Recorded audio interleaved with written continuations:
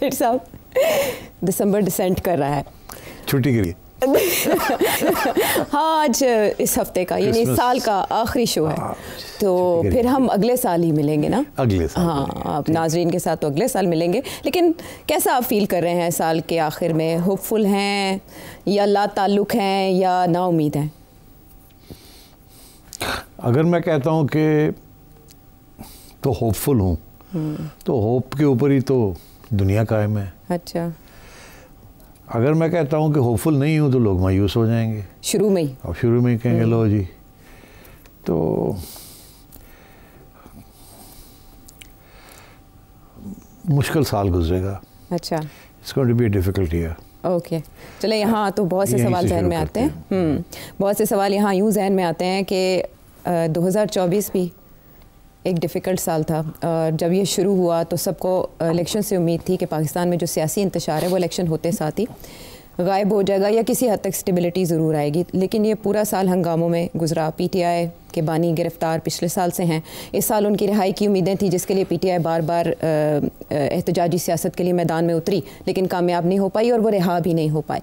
तो अगले साल से जो उम्मीद है वो 2 जनवरी को सियासी मुज़ाकरात का दूसरा दौर शुरू होने जा रहा है और उसको लेकर इस वक्त सभी मुतहरिक हैं। हुकूमत और अपोजिशन के दरमियान इन मुज़ाकरात के नताइज से नए साल का आगाज़ होगा। तो मुझे आपसे ये जानना है कि आपके ख्याल में ये मुज़ाकरात नतीजा खेज़ होंगे? अगर होंगे तो क्या होगा और अगर ना हुए तो क्या होगा? देखिए, ख्वाहिश तो सभी स्टेक होल्डर्स की है कि मुज़ाकरात कामयाब हों और स्टेबिलिटी आए और ये जो सियासी बहरान है ये ख़त्म हो। मगर मेरा ख़्याल है कि स्टेक होल्डर्स को पता नहीं है कि आगे कैसे बढ़ा जाए। इमरान खान साहब अभी तक पीछे हटने के लिए तैयार नहीं है, इस्टेब्लिशमेंट पीछे हटने के लिए तैयार नहीं है। हुकूमत हुकूमत चाहती है कि जो भी हो 4 साल और मिल जाए। तो इसलिए मुश्किल हालात आ रहे आगे। ये मुज़ाकरात जो हैं ये चलेंगे ऑफ एंड ऑन, चलेंगे फिर टूट जाएंगे, चलेंगे फिर टूट जाएंगे। और ये सारा साल ऐसे ही चलता रहेगा। क्या कोई फैसला कुन नतीजा निकलेगा? निकल सकता है अगर खान साहब पीछे हटे थोड़ी देर। अच्छा। इस वक्त मैं समझता हूँ कि एक हद से खान साहब की पोजीशन बड़ी स्ट्रॉन्ग है और एक हद से उनकी पोजीशन बड़ी कमज़ोर है। स्ट्रॉन्ग इसलिए है कि अवाम अभी तक उनके साथ, कमज़ोर इसलिए है कि बाकी सारे जो स्टेक होल्डर्स हैं इस मुल्क के उनके खिलाफ। देखिए ना, दोनों बड़े पावरफुल फोर्सेस हैं। अवाम एक तरफ सपोर्टिंग हिम और दूसरी तरफ सारी सियासी जमातें, एस्टैब्लिशमेंट, सारी business community, everyone is against him. I mean business community का हाल देखें ना, जिस दिन खबर आती है कि खान साहब को शायद कोई रिहाई हो जाए तो स्टॉक मार्केट गिर जाती है एंड सो ऑन। तो अब बात यह है कि इतना आसान नहीं होगा ये बहरान को ख़त्म करना। अच्छा। तो ये उम्मीद रखना कि खान साहब जो है वो फ्री, फाइनली फ्री एंड आज़ाद हो जाएंगे और ये सारी जंजीरें टूट जाएंगी और नए इलेक्शंस हो जाएंगे अगले साल, ये बिल्कुल मुमकिन नहीं है। अच्छा। कि इसकी उम्मीद भी नहीं रखनी चाहिए, क्योंकि ये अनरियलिस्टिक चीज़ है। और इसके बहुत से असरात नज़र आ रहे हैं। एक तरफ एस्टैब्लिशमेंट की तरफ से आपने ISPR की बातें सुनी ली, उन्होंने वाज़े कर दिया कि उनकी तरफ से कोई नरमी नहीं है। वो जब तक खान साहब माफ़ी नहीं मांगेंगे और तस्लीम नहीं करेंगे कि इनका हाथ था मई 9 में, उस वक़्त तक ये बात आगे नहीं बढ़ेगी। उस दूसरी तरफ नून लीग की हुकूमत भी और पीपल्स पार्टी की हुकूमत भी मेरा ख्याल है वो लिप सर्विस कर रही है मुज़ाकरात को, मगर उनका कोई ख़ास ख्वाहिश नहीं है। ख्वाहिश नहीं है, दुआ कर रहे हैं वो तो कि मुज़ाकरात कामयाब हो जाए। बल्कि राना सनाउल्लाह तो नेक्स्ट लेवल पे जाके कुछ बातें कर रहे हैं, उनका मशवरा सुने। हाँ सुने जी। हम पूरे खुलूस से जो है वो इसको कामयाब करना चाहते हैं। यही एक रास्ता है इसके अलावा कोई और रास्ता नहीं है कि सियासतदान जो है वो बैठें और बैठ के अपने इश्यूज को जो है वो रिजॉल्व करें। ख्वाजा साद रफीक साहब ने 7 नाम लिए, बड़े मोतबर नाम हैं, लेकिन इसमें अगर 3 नाम और शामिल कर लिए जाए और उनकी सोच वही हो जो 21 अक्टूबर 2023 को मियां नवाज शरीफ की थी, तो मैं ये कहता हूं कि ये जो बहरान 70 सालों से इस मुल्क को घेरे हुए हैं, ये 70 दिनों में खत्म हो सकते हैं। इन नामों में मियां नवाज शरीफ का नाम होना चाहिए, इमरान खान साहब का नाम भी होना चाहिए और इन नामों में आसिफ अली जरदारी साहब का भी नाम होना चाहिए। बैठ के बात करने से पहले ये बड़ा जरूरी है जो गलती कोताही हुई हो बैठने वालों से, उसको जो है वो तस्लीम किया जाए। अच्छा, गलतियों को तस्लीम करने की बात में किस हद तक हकीकत है? क्या बीबी और नवाज शरीफ साहब ने बरमला इजहार किया कि उनसे गलतियां हुई, और क्या इमरान खान साहब ऐसा करेंगे आने वाले दिनों में? देखिए, जो चार्टर ऑफ डेमोक्रेसी जो था बेनज़ीर भुट्टो साहिबा और नवाज शरीफ साहब के दरमियान, उसमें तो गलतियाँ तस्लीम की थी ना, मगर हुआ क्या, उसके बाद फिर वही गलतियाँ जी, जब मौका आया और मौका परस्ती फिर वही हुई कि गलतियाँ फिर से करनी शुरू कर दी। जब आसिफ जरदारी साहब की हुकूमत थी तो मियाँ साहब काला कोट पहन के पहुँच गए थे, मेमो गेट याद है आपको? Memo gate scandal. तो मतलब है कि और फिर जरदारी साहब ने भी एस्टैब्लिशमेंट के साथ टक्कर लेने की कोशिश की और वो भी गड़बड़ हो गई थी जी। और फिर जो अदालतों ने मदाखलत करनी शुरू कर दी और हमारे 1-2 प्राइम मिनिस्टर की छुट्टी करा दी। तो मतलब है कि ये चीज़ें हुई हैं, तो गलतियाँ तो हुई हैं सबसे, वह एक दफ़ा फिर कोशिश ज़रूर की थी। खान साहब जो है वो तो कोई गलती तस्लीम करने के लिए तैयार ही नहीं है। वो आज अगर आपका ये ख्याल है कि एक चार्टर ऑफ डेमोक्रेसी फिर से साइन हो जाए, जिसका इशारा अब राना सनाउल्लाह कर रहे हैं कि ये 3 लोग बैठ जाएं, जब जैसे पिछले पहले 2 लोग बैठे थे जी, तो अब ये 3 बैठ जाएं, तो 2 जो है बैठे थे उसके साथ कुछ नहीं नतीजा अच्छा निकला, और ये 3 कैसे बैठेंगे? तो ये मैं समझता हूँ कि ख्वाहिश तो बड़ी नेक है। वो अंग्रेज़ी का मुहावरा है, the road to hell is paved with good intentions. अच्छे इरादे हैं। हाँ। इरादे अच्छे हैं, नीयत अच्छी है, लेकिन उसका रिजल्ट क्या निकलता है ये अभी वो आप दोज़ख में पहुंच जाएंगे। अच्छा, लेकिन दोज़ख तो 2024 सियासी लिहाज से रहा, इन्वेस्टमेंट को काफ़ी प्रॉब्लम्स हुई कि ज़ाहिर है सियासी इंतशार रहेगा तो तरक्की का पहिया कैसे चलेगा? वो डिफ़ॉल्ट से इस गवर्नमेंट ने बचा लिया, लेकिन तरक्की नहीं हुई, ये इमरान खान साहब ने भी माना, और प्रोग्रेस ज़ाहिर है जामिद है। तो इस सियासी इंतशार जो आपके तजिए से मुझे लग रहा है कि ये तो नहीं रुकेगा और मुज़ाकरात चलेंगे, टूटेंगे, तो फिर इन्वेस्टमेंट कैसे आएगी, इकॉनमी कैसे पटरी पर चलेगी इस सियासी इंतशार के होते हुए? देखिए, इससे कबल के मैं उसका जवाब दूँ, एक चीज़ और भी मुझे बॉदर कर रही है। क्या? कि ये जो राना साहब ने जो बात की है कि नवाज शरीफ साहब और इमरान खान और आसिफ जरदारी बैठ जाएँ तो मसला हल निकल आएगा जी। मेरा ख्याल है ये बात शायद एस्टैब्लिशमेंट को पसंद नहीं आएगी, क्योंकि आप अगर एस्टैब्लिशमेंट में बैठे हों तो ये ऐसे लगेगा कि ये 3 अब इकट्ठे हो रहे हैं हमारे खिलाफ। जैसे COD से भी ऐसे ही लगा था, यही इंप्रेशन आया था। बिल्कुल, COD से भी ऐसे इंप्रेशन था। तो अब बात ये है कि ये मुमकिन भी नहीं है कि ये तीनों इकट्ठे होकर बैठेंगे। मियाँ साहब नहीं बैठेंगे, जरदारी साहब नहीं बैठेंगे और इमरान खान साहब नहीं बैठेंगे। और अगर बैठेंगे तो फिर बात ये 2 पार्टीज़ जो हैं ये वही करेंगी जो इस्टेब्लिशमेंट चाहती है ये बात करें। ये भी मैं आपसे कह दूं। अच्छा। ये अब आज़ाद हस्तियाँ नहीं हैं, इसलिए ये अब इमरान खान साहब भी इस चीज़ को पहचानते हैं। तो अगर ये बैठते हैं इकट्ठे तो उसमें इमरान का बहुत फ़ायदा है, इनका नुकसान है। अच्छा। या तो ये हो कि इनको 3 साल खान साहब और दे दें, जो वो तो कभी भी नहीं देंगे। वो 17 महीने हो गए उनको जेल में, ठीक, और अब तो और भी वो सख्त अंदाज में बात कर रहे हैं जी कि जी अब मैं तो चाहता हूँ कि मेरे दोस्त यार और मेरे साथी और मेरे पार्टी के कारकुन जो हैं वो जेलों से बाहर निकले, मुझे कोई फ़र्क नहीं पड़ता, मैं तो बैठा हूँ, मुझे कोई शौक़ नहीं है बनी गाला जाने का, एंड सो ऑन। तो आई थिंक ये मामला चलेगा। अच्छा। ये मामला तय नहीं होगा। सो फॉर प्रेडिक्शन इज़ के खान साहब की रिहाई हो सकती है 2025 में। हाँ, वो 2025 में रिहाई हो सकती है, मगर क्या मामला तय हो जाएगा? मामला तय तो उसको कहते हैं ना आयशा, जिसमें इलेक्शन की डेट तय हो जाए और पार्लियामेंट, उस वक्त तक पार्लियामेंट को कैसे चलाना है जब तक इलेक्शन नहीं होती, और वो किस किस्म की इलेक्शन होगी, ये चीज़ें तय करने वाली हैं जी, और कुछ चीज़ तय करने वाली नहीं है। खान साहब अगर का जो डिमांड है वो यही है कि एक नई इलेक्शन कराई जाए, और मैंडेट वापस किया जाए, और वो समझते हैं वो जीत जाएंगे तो मैंडेट इस तरीके से वापस हो जाएगा। ये नहीं वो समझते कि जी उनके हवाले गवर्नमेंट कर दी जाए। इन हालात में ऐसे गवर्नमेंट कैसे चलेगी?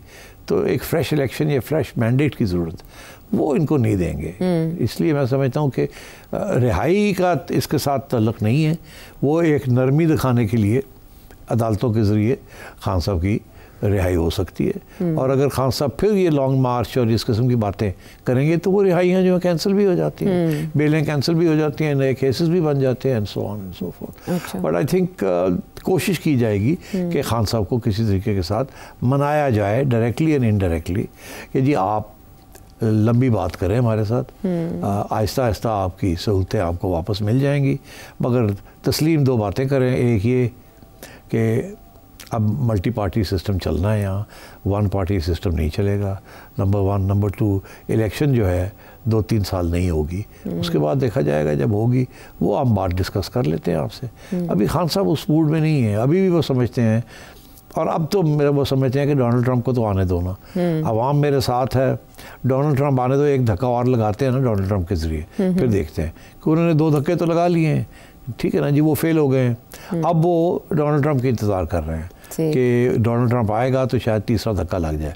अगर वो फेल हो जाता है वो धक्का, तो फिर खान साहब जो है उनके साथ बातचीत थोड़ी बढ़ सकती है आगे। अच्छा। अगर वो सक्सीड हो जाता है तो फिर ज़ाहिर है और मसले और किस्म के मसले बन जाएंगे इन लोगों के लिए। अच्छा, यानी 2024 की तरह 2025 का फरवरी भी इंटरेस्टिंग होने जा रहा है। आइंदा आने वाले साल में फॉर इन्वेस्टमेंट बहुत ज़रूरी है ये कि सियासी स्टेबिलिटी। जी आप सही कह रही हैं, इकॉनमी अब now is the most important issue, और उसी की वजह से मेरा ख्याल है ये इलेक्शन को भी पोस्टपोन किया जा रहा है कि अगर अभी इलेक्शन की तरफ हम जाएंगे तो फिर इंस्टेबिलिटी बढ़ जाएगी। तो इसलिए ये भी एक आर्ग्यूमेंट है इस्टेब्लिशमेंट का। अच्छा। कि अब हमने बड़ी मुश्किल के साथ, बड़ी मेहनत के साथ, बड़ी कुर्बानी हमने फिर इकॉनमी को संभाला है जी। तो अब फिर हम सियासी तौर पे सारा कुछ खोल दें और फिर इंस्टेबिलिटी हो जाए तो फिर एक दफ़ा बड़ी मुश्किल से डिफ़ॉल्ट से निकले हैं और बड़ी कुर्बानियाँ की हैं अब, और उस पर कुर्बानियों में आवाम का बहुत बड़ा रोल है।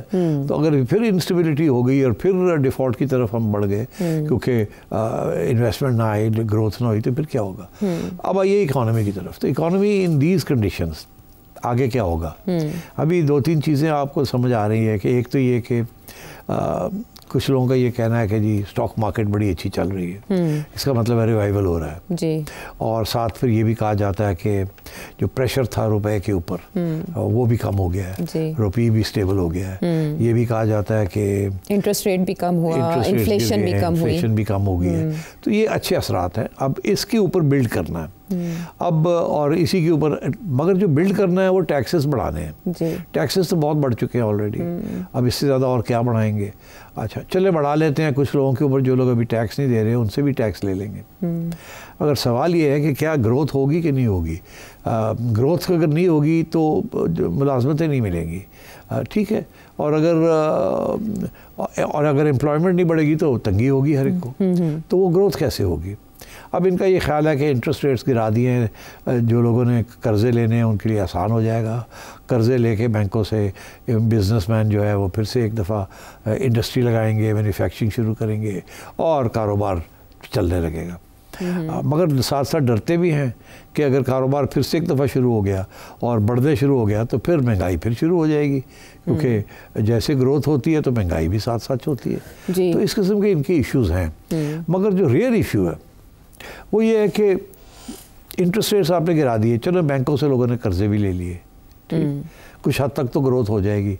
अभी 1-1.5% है तो 3-1% भी हो सकती है, 3.5 भी जा सकती है, पर उसके साथ आपके मुल्क के मसाइल हल नहीं होते। इस मुल्क के मसाइल नहीं हल होंगे जब तक 8-10 साल के लिए 7-8%, 9% ग्रोथ नहीं होगी, जिसका कोई इम्कान नहीं है। जिसका ये मतलब है जो लॉन्ग टर्म बहरान है वो तो बढ़ रहा है, कम नहीं हो रहा। लगता है ऐसे है कि जी फिर से कुछ ठीक होने लगा है, मगर वो जो जिस किस्म की आपको तरक्की चाहिए वो तरक्की बिल्कुल नज़र नहीं आ रही। वो क्यों नहीं नज़र आ रही? वो इसलिए नहीं नज़र आ रही कि सिर्फ बैंकों के लोन के साथ ये मईशत नहीं चलेगी, वो एक हद तक चलेगी, इससे आगे नहीं जाएगी। जब तक बाहर से यहाँ पैसा नहीं आएगा और वो इंडस्ट्री में नहीं लगेगा और मैन्युफैक्चरिंग में नहीं लगेगा और आपकी एक्सपोर्ट्स नहीं बढ़ेंगी, उस वक्त तक यहाँ तरक्की नहीं होगी, इकॉनमी नहीं बढ़ेगी।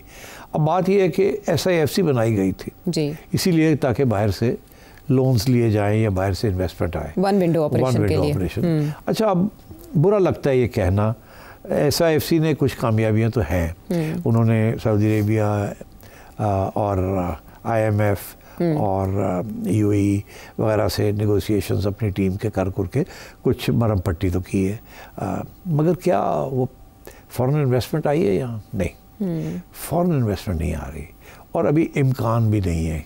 अच्छा, अब क्यों नहीं है? इसका जवाब बड़ा आसान है, मुश्किल नहीं है।